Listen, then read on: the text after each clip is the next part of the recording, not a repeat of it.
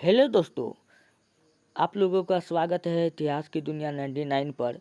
दोस्तों, मैंने एमटीएस के अभी तक जितने भी एग्ज़ाम हुआ सभी शिफ्ट को प्रश्न को देखते हुए ज्योग्राफी का जितना भी प्रश्न था उन सारे प्रश्न पर आधारित प्रश्न मैं आपको आज लाए हैं ताकि आपका भी सिलेक्शन हो। चिंता बिल्कुल मत कीजिए, आप लोग जुड़े रहिए। वीडियो अच्छा लगता है तब आप सब्सक्राइब कीजिए, दोस्तों में शेयर कीजिए, नहीं तो कोई बात नहीं है, आपको पसंद होना चाहिए। चलिए, पहला प्रश्न आपके सामने में है, कोयला किस प्रकार का संसाधन है। दोस्तों, कोयला जो होता है दोस्तों, कोयला जो है यह अनवीकरणीय संसाधन है। कैसा है? अनवीकरणीय संसाधन है। अनवीकरणीय संसाधन का मतलब हुआ कि जिसका एक बार प्रयोग कर लिए फिर उसका प्रयोग दोबारा नहीं कर सकते हैं। दोस्तों, जैसे बचपन में आप लोग देखे होंगे लिखो फेंको पेन आता था, 2 या 3 रुपया में हमको याद है कि उसका कोई गारंटी नहीं होता था। तो कोयला क्या है? एक अनवीकरणीय संसाधन है। जैसे आप सोचिए, कोयला को एक बार जला दीजिए फिर से कोयला बन जाएगा? नहीं बनेगा। पेट्रोल को जलाइए, पेट्रोल को जला देंगे तो फिर से पेट्रोल बनेगा? नहीं बनेगा। तो जो एक अवस्था से दूसरा अवस्था में चला जाता है उसको कहते हैं भौतिक परिवर्तन। हाँ, उसको कहते हैं नवीकरणीय। जो नहीं जाता है उसको कहते हैं अनवीकरणीय। तो उम्मीद है कि आपको समझ में आ गया होगा। ऑप्शन नंबर 1 क्या हो जाएगा? बिल्कुल राइट हो जाएगा। और कुछ क्वेश्चन मैं आपको बताता हूँ कि कोयला दोस्तों 4 प्रकार का होता है। कितना प्रकार का होता है? 4 प्रकार का होता है। इसका एक ट्रिक होता है, ए बे ले पी। दोस्तों, स्मार्ट बोर्ड का अभाव है इसलिए ऐसे लिख रहे हैं। ए से एंथ्रेसाइट, बी से बिटुमिनस, लेड से लिग्नाइट, पी से पीट कोयला। ये बात याद रख लीजिएगा। और कोयले में सबसे जो अच्छा कोयला होता है पी में, तो सबसे अच्छा कोयला कौन हो जाएगा? एंथ्रेसाइट। सबसे घटिया कोयला पीट या झड़िया कोयला होता है। बिटुमिनस कोयला भारत में सर्वाधिक पाया जाता है। अगर क्वेश्चन पूछ लेगा कि कोयला सर्वप्रथम भारत में कहाँ मिला था, तो आपको बताना है रानीगंज। अपना अररिया जिला का रानीगंज नहीं बोलना है, रानीगंज और जगह है। कहाँ पर है? कलकत्ता में है। ये बात याद रख लीजिएगा। चलिए बढ़ते हैं नेक्स्ट प्रश्न। अगला प्रश्न आपके सामने में है, किस राज्य में खनिज तेल का विशाल भंडार है। खनिज तेल, खनिज मतलब क्या? खाना पीना। खनिज है तो खा लेगा है। दोस्तों, धरती के अंदर से जो भी चीज़ खोज के निकालते हैं वो सब क्या कहलाता है? खनिज कहलाता है। तो क्वेश्चन पूछ रहा है किस राज्य में खनिज तेल का विशाल भंडार है। तो आपका ऑप्शन नंबर 1 क्या हो जाएगा? बिल्कुल राइट हो जाएगा, असम में है। अच्छा, असम में दोस्तों एक क्वेश्चन पूछा जाता है आपसे। असम में दोस्तों एक पार्क है, याद रख लीजिएगा, काजीरंगा पार्क। क्या रखना है? काजीरंगा पार्क। काजीरंगा पार्क पूछे कहाँ है? असम में है। और ये जो है एक सींग वाले गेंडे के लिए प्रसिद्ध है। किसके लिए? एक सींग गेंडे वाले के लिए प्रसिद्ध है। ये बात याद रख लीजिएगा। और असम में क्या है? तेल शोधन कारखाना भी है। तेल शोधन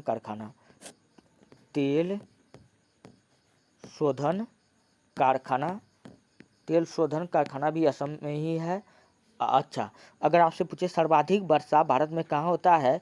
असम के मासिनराम में। चलिए, इतना जानकारी मिलता है। चलिए बढ़ते हैं नेक्स्ट प्रश्न में। अगला प्रश्न आपके सामने में है, सौर ऊर्जा निम्नलिखित में कौन सा संसाधन है। मैंने आपको बताया कि जो संसाधन होता है एक होता है नवीकरणीय, एक होता है अनवीकरणीय। तो अनवीकरणीय संसाधन ऐसा संसाधन होता है जिसको एक बार यूज कर लिए तो फिर दोबारा इसका यूज उस रूप में नहीं कर पाएंगे। लेकिन यहाँ पर सौर ऊर्जा निम्नलिखित में पूछ रहा है कि कौन सा संसाधन है। देखिए दोस्तों, आज सूर्य रोशनी दे रहा है, जरूरी है कि कल न देगा? सब दिन सूर्य रोशनी देगा, नियमित दिन से देगा, है ना? तो इसलिए इसको पुनः प्राप्त किया जा सकता है। जैसे कोयला को जला देंगे तो पुनः कोयला को नहीं प्राप्त कर पाएंगे, इसलिए वो अनवीकरणीय हो गया। और इधर पुनः पूर्ति युग में सौर ऊर्जा, सूर्य क्या है? सूर्य का धूप, सूर्य का किरण, ये सब क्या है? पुनः पूर्ति योग्य है। यानी कि ऑप्शन नंबर बी क्या हो जाएगा, बिल्कुल राइट हो जाएगा। चलिए बढ़ते हैं नेक्स्ट प्रश्न। अगला प्रश्न है, तट रेखा से कितने किलोमीटर सीमा आर्थिक क्षेत्र कहलाती है। दोस्तों, समुद्र तल से 200 नॉटिकल मील, एनएम का मतलब क्या होता है, नॉटिकल मील तक की दूरी कहलाती है, क्या कहलाती है, आर्थिक क्षेत्र कहलाती है। और ये बात आप याद रख लीजिएगा। अच्छा, नॉटिकल मील से याद रख लीजिएगा कि समुद्र का जो दूरी होता है, समुद्री दूरी किससे मापा जाता है, इसी नॉटिकल मील में मापा जाता है।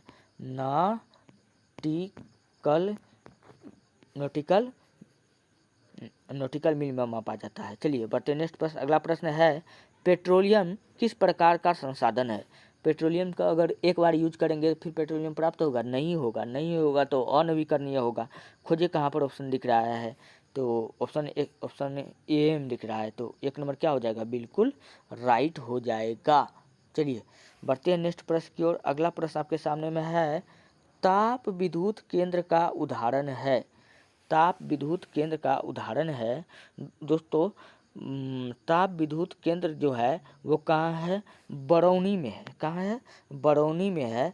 और साथ साथ आप ये भी बात याद रख लीजिएगा, बरौनी में दोस्तों बिहार का तेल शोधक कारखाना है। क्या है, तेल शोधक कारखाना कहाँ है, इसी बरौनी में है, ये भी बात याद रख लीजिएगा।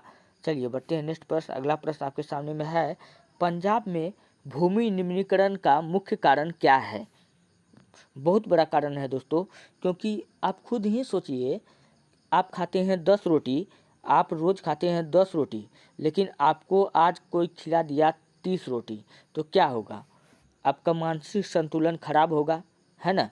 पंजाब का क्षेत्रफल कितना, क्षेत्रफल मतलब ज़मीन जगह, पंजाब का जो क्षेत्रफल है यानी ज़मीन जगह है वहाँ कम है, वहाँ क्या है, कम है। वहाँ कम होने के बावजूद लेकिन कृषि वो टेक्नोलॉजी के सहारा से, यानी कि किसी यंत्र की सहारा से या टेक्नोलॉजी के सहारा से, खाद बीज के सहारा से सबसे ज़्यादा फसल पैदा करता है टेक्नोलॉजी के सहायता से। कौन, पंजाब। तो जिसके कारण क्या होता है कि भू निम्नीकरण होता है। क्या होता है, भू निम्नीकरण होता है, यानी कि भूमि के गुणवत्ता में कमी होना क्या कहलाता है, भू निम्नीकरण होता है। तो ये अब हमको कहाँ दिखने पड़ता है, तो अधिक सिंचाई में होता है, और ये समस्या हमको पंजाब में दिखाई देती है, ये बात याद रख लीजिएगा। चलिए बढ़ते हैं नेक्स्ट प्रश्न की ओर। अगला प्रश्न है, FAO वानिकी रिपोर्ट के अनुसार 1948 ईस्वी में विश्व में कितने हेक्टेयर भूमि वन का विस्तार था। तो दोस्तों उस समय जो था 4 हेक्टेयर वन का विस्तार था। अच्छा, भारत में जो है दोस्तों याद रख लीजिएगा, भारत में जो है वो भारत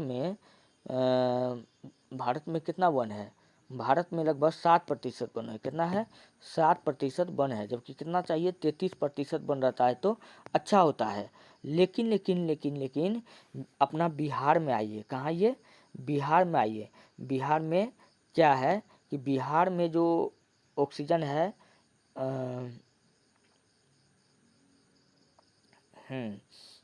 चलिए बढ़ते हैं नेक्स्ट प्रश्न की ओर। अगला प्रश्न आपके सामने में है, भारत में 2001 में कितने प्रतिशत यौगिक क्षेत्र में वन का विस्तारण था।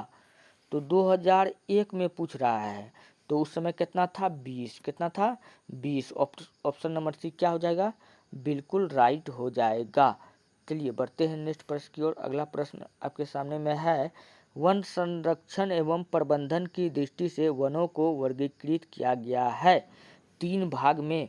मैंने आपको बहुत अच्छा से पढ़ाया है कि वन को संरक्षण के विधि से कितने भाग में बांटा गया है, मैंने आपको पहले से बता चुका हूँ। जो बच्चा ऑफलाइन में पढ़ता है वो सब बता चुका हूँ, इसलिए यहाँ बताने की ज़रूरत नहीं है। फटाफट आप लोग कमेंट कीजिए ताकि देखते हैं आप लोग को याद है या नहीं है। चलिए, तो यहाँ पर ऑप्शन नंबर 3 क्या हो जाएगा, बिल्कुल राइट होगा। और साथ साथ बता दीजिएगा वन संरक्षण अधिनियम कब पारित हुआ था। चलिए बढ़ते नेक्स्ट प्रश्न। अगला प्रश्न आपके सामने में है, भारत का राष्ट्रीय पक्षी है। दोस्तों, भारत का राष्ट्रीय पक्षी जो होता है वो कौन होता है, मयूर बोलिए, या इसी को कोई कहता है मोर। क्या कहता है, मोर कहता है। तो ये सब राइट हो जाएगा। अच्छा, मोर के बारे में याद रख लीजिएगा कि यह जो है बिना संभोग किए अपने संतान को जन्म दे सकता है। मोर के बारे में मोर के बारे में ये बात याद रख लीजिएगा। और उसके बाद में और क्या है, चलिए आगे बढ़ते हैं, और क्वेश्चन नहीं बन रहा है। नेक्स्ट प्रश्न है, इनमें कौन सा ऐसा जीव है जो केवल भारत में ही पाया जाता है। दोस्तों, भारत में पाए जाने वाला जीव पूछ रहा है कि कौन सा है। तो आपको देखिए दोस्तों, यहाँ पे ऑप्शन में भी डॉल्फिन दिया है, ठीक है, लेकिन ये गलत है। आप याद रख लीजिएगा घड़ियाल, क्योंकि अब पाकिस्तान अलग हो गया है। जब हिंदुस्तान में अभी होता तब से आंसर ये सही हो जाता। घड़ियाल आप याद रख लीजिएगा, ठीक है, आपको ये बात याद रख लीजिएगा। और याद रख लीजिएगा कछुआ जो होता है दोस्तों, वह नेत्रहीन होता है। क्या होता है, नेत्रहीन होता है, यह बात याद रख लीजिएगा। अगर पूछेगा कि सबसे बड़ा कछुआ का नाम क्या है, हेलोडर्मा। क्या नाम है, हेलोडर्मा। ये सब बात आपको याद रखना होगा। चलिए बढ़ते नेक्स्ट प्रश्न की ओर। अगला प्रश्न आपके सामने में है, निम्न में से कौन लौह अयस्क का एक प्रकार है। दोस्तों, मैं लोहा के अयस्क को समझाने के लिए टिक दिया था महल से। क्या दिए थे, महल से। म से मैग्नेटाइट। इनमें से कह रहा है कि कौन सा लोहा का एक प्रकार है। मैग्नेटाइट दिख रहा है, नहीं दिख रहा है। ह से हेमेटाइट कहीं दिख रहा है, हाँ दिख रहा है, तो यहाँ पकड़ा गया। ऑप्शन सी क्या हो जाएगा, बिल्कुल राइट हो जाएगा। ल से लिमोनाइट भी होता है, लिमोनाइट तो ऑप्शन में नहीं था। और महल से याद रखना है सीडेराइट। तो कोयला लोहा का चारों प्रकार का टिक क्या है, महल से, आपको याद हो जाएगा। दोस्तों, लोहा को हम लोग कहते हैं उद्योग की जननी। क्या कहते हैं, उद्योग की जननी। उद्योग की जननी पूछेगा किसको कहा जाता है, लोहा को कहा जाता है।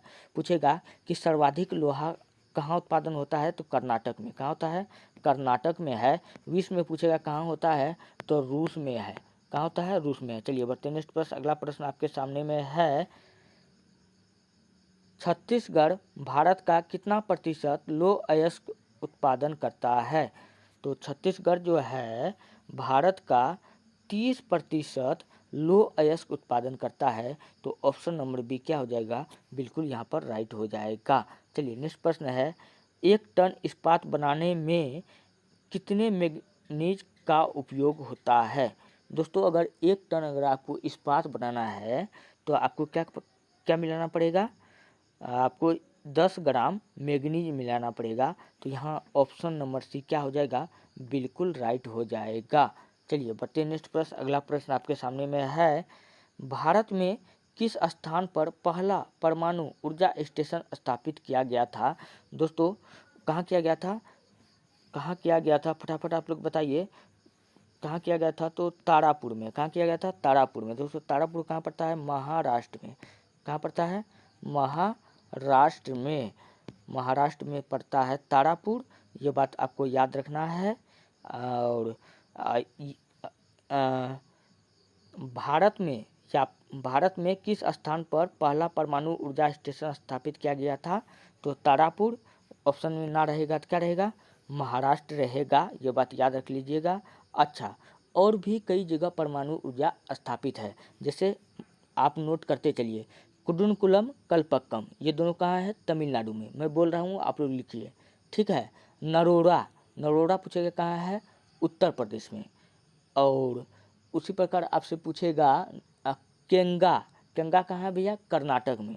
तो ये सब आपको याद रखना होगा। लेकिन सबसे पुराना कौन है, तारापुर है। चलिए बढ़ते नेक्स्ट प्रश्न। अगला प्रश्न है, कौन सा ऊर्जा स्रोत अनवीकरणीय है। अनवीकरणीय का मतलब होता है कि जिसको एक बार प्रयोग कर लिए उसका प्रयोग आप दूसरा बार नहीं कर सकते हैं। तो 78 नंबर, तो यहाँ 79 नंबर में है, क्या हो जाएगा, कोयला। कोयला को एक बार यूज लीजिएगा तो फिर दोबारा नहीं ना कोयला बन जाएगा। सौर ऊर्जा, आज सूर्य धूप दे रहा है तो कल तो देगा, तो वो नवीकरणीय है, अनवीकरणीय पूछ रहा है। कोयला को जला के कोयला नहीं बनेगा, तो ऑप्शन सी क्या हो जाएगा, बिल्कुल राइट हो जाएगा। सबसे अच्छा कोयला पूछेगा किस काल का होता है, तो गोंडवाना काल का कोयला सबसे अच्छा होता है। नेक्स्ट प्रश्न है, गोंडवाना समूह के कोयले का निर्माण हुआ था। दोस्तों सबसे अच्छा कोयला जो होता है यह गोंडवाना काल का होता है। इसका निर्माण 20 करोड़ वर्ष पूर्व हुआ था। ऑप्शन नंबर 1 क्या हो जाएगा, बिल्कुल राइट हो जाएगा। दोस्तों कोयला को हम लोग कहते हैं काला हीरा। क्या कहते हैं, काला हीरा। ये भी बात याद रख लीजिएगा, आपका एग्जाम में पूछा जाता है।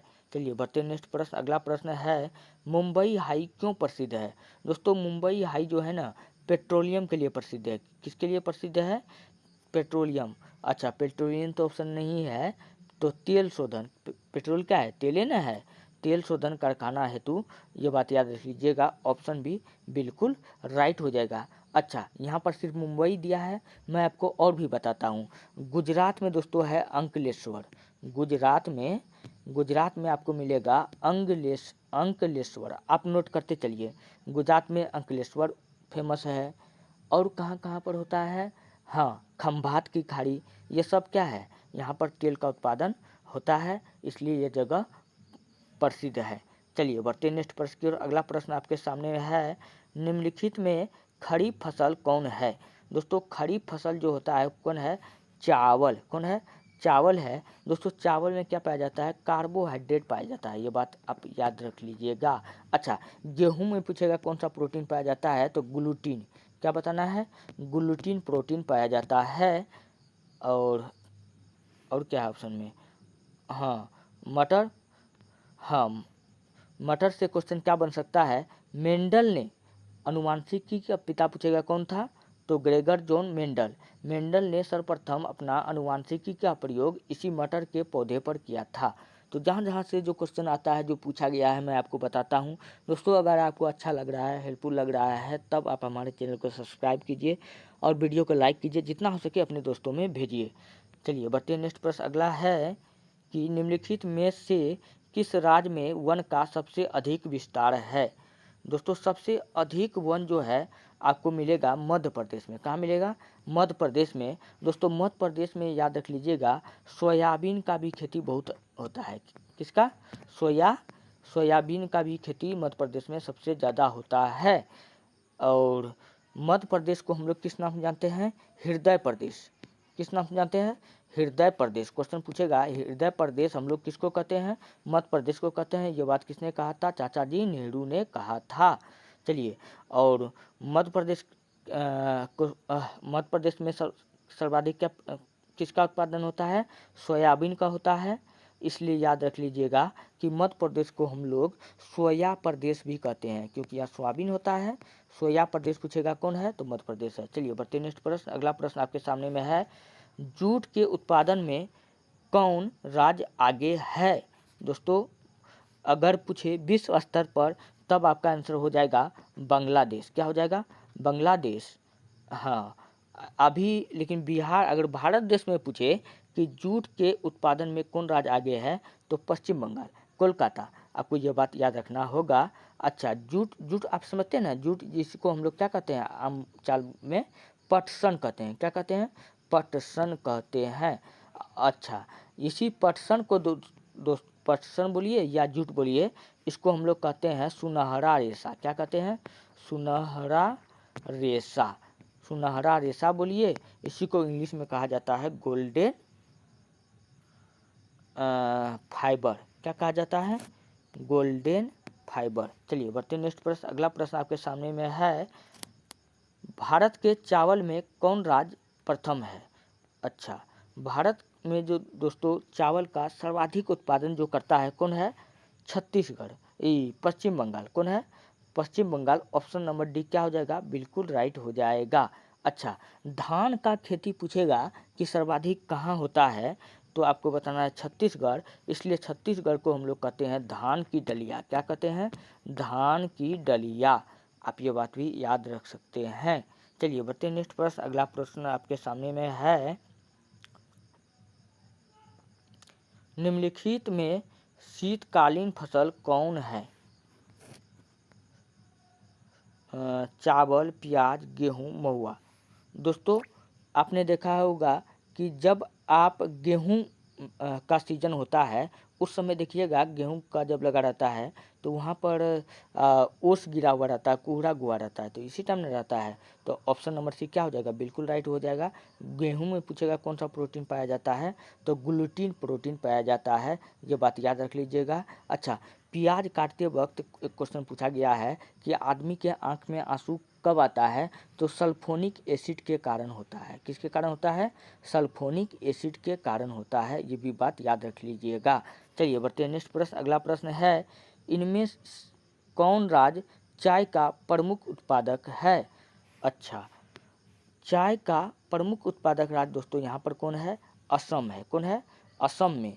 और असम में ही क्या है? काजीरंगा पार्क। कौन है? काजीरंगा पार्क। काजीरंगा पार्क कहाँ है? असम में है। और यह किसके लिए फेमस है? एक सींग वाला गेंडा के लिए फेमस है। अच्छा, झारखंड में कौन कौन पार्क है? झारखंड में पलामू। कौन है? पलामू पार्क कहाँ है? झारखंड में है। यहाँ क्वेश्चन क्या पूछ रहा है, इनमें कौन राज्य चाय का प्रमुख उत्पादक है? तो असम तो आंसर इसका राइट होबे करेगा, लेकिन मैं कुछ और एक्स्ट्रा आपको बता रहा था ताकि कुछ भी पूछे आप लोगों से क्वेश्चन सॉल्व होना चाहिए। अच्छा दोस्तों, महाराष्ट्र को हम लोग कहते हैं सूती वस्त्रों की राजधानी। क्या कहते हैं?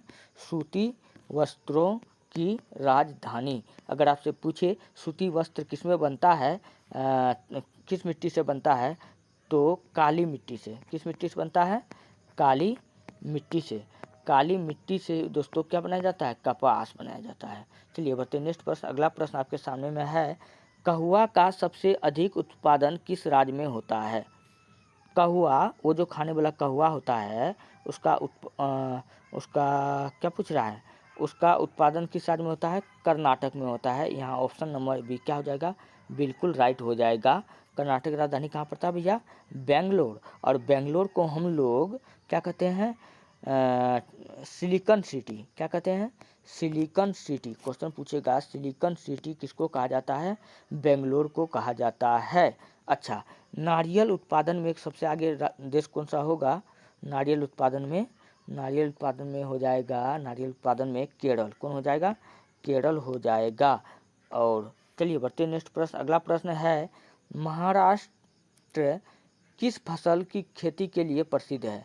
महाराष्ट्र, मैंने अभी भी आपको बताया कि महाराष्ट्र में अधिक पाया जाता है काली मिट्टी, और काली मिट्टी से दोस्तों कपास बनता है। क्या बनता है?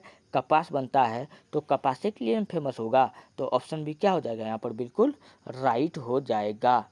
चलिए बढ़ते हैं नेक्स्ट प्रश्न। अगला प्रश्न आपके सामने में है कि उत्तर प्रदेश का कौन सा राज्य गन्ना उत्पादन के लिए सर्वाधिक प्रसिद्ध है? दोस्तों उत्तर प्रदेश नहीं है, यहाँ उत्तर भारत का कौन सा राज्य गन्ना उत्पादन के लिए सर्वाधिक प्रसिद्ध है? तो दोस्तों उत्तर प्रदेश सर्वाधिक गन्ना का उत्पादन कहाँ होता है? उत्तर प्रदेश में होता है। तो ये बात याद रख सकते हैं। इसका ऑप्शन नंबर ए क्या हो जाएगा? बिल्कुल राइट हो जाएगा। और चलिए बढ़ते हैं नेक्स्ट प्रश्न की ओर। अगला प्रश्न आपके सामने में है, मूंगफली का सबसे बड़ा उत्पादक राज्य कौन सा है? दोस्तों मूंगफली का जो है सबसे ज़्यादा उत्पादक जो होता है गुजरात में होता है। कहाँ होता है? गुजरात में होता है। अच्छा, गुजरात में भी दोस्तों काली मिट्टी पाया जाता है कुछ कुछ जगह। और कहाँ पर? गुजरात में कहाँ पाया जाता है? सूरत में। ये भी बात आप याद रख लीजिएगा। चलिए बढ़ते हैं नेक्स्ट प्रश्न। अगला प्रश्न आपके सामने में है, दक्षिण भारत में संविधान का उत्पन्न करने वाला राज्य कौन है? महाराष्ट्र। इसका ऑप्शन नंबर सी क्या हो जाएगा? बिल्कुल राइट हो जाएगा, महाराष्ट्र।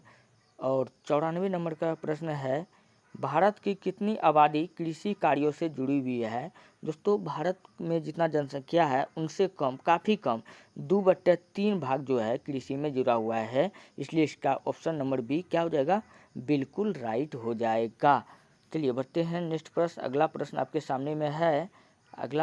सामने में है, पौधे अनुकरण के लिए कम से कम कितना तापमान होना आवश्यक है? पौधे के अंकुरित होने के लिए कितना तापमान चाहिए? तो लगभग 6 डिग्री चाहिए। क्या चाहिए? 6 डिग्री चाहिए, ये बात याद रख लीजिएगा। नेक्स्ट है, रबर की खेती भारत में किस राज्य में की जाती है? दोस्तों रबर की खेती जो भारत में किया जाता है केरल में। कहाँ किया जाता है? केरल में रबरों किया जाता है। रबर और नारियल सर्वाधिक कहाँ होता है? केरल में होता है, ये बात आप याद रख लीजिएगा। चलिए बढ़ते हैं नेक्स्ट प्रश्न। अगला प्रश्न है, पूर्वोत्तर राज्यों में स्थानांतरित कृषि को किस नाम से जाना जाता है? उसको दोस्तों हम लोग झूम कृषि कहते हैं। क्या कहते हैं? झूम कृषि। यह कृषि आदिवासियों द्वारा किया जाता है। किसके द्वारा? आदिवासी द्वारा किया जाता है, इसलिए इस कृषि को काटो और जलाओ कृषि के नाम से भी जानते हैं। नेक्स्ट प्रश्न है, झारखंड में स्थानांतरित कृषि को क्या कहा जाता है? झारखंड में यानी झूम कृषि जो हम लोग बोलते हैं, झारखंड में इसको क्या कहा जाता है? कुरुआ कहा जाता है। क्या कहा जाता है? कुरुआ कहा जाता है। चलिए बढ़ते नेक्स्ट प्रश्न। अगला है, भारत में शुद्ध बोई गई भूमि कितना हेक्टेयर है? दोस्तों टोटल 14 हेक्टेयर है, इसलिए ऑप्शन नंबर सी क्या हो जाएगा? बिल्कुल राइट हो जाएगा।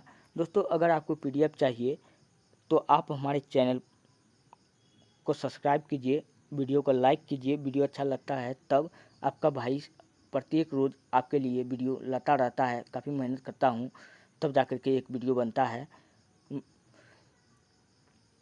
मिलते हैं नेक्स्ट वीडियो में। धन्यवाद। सब्सक्राइब करते जाइए।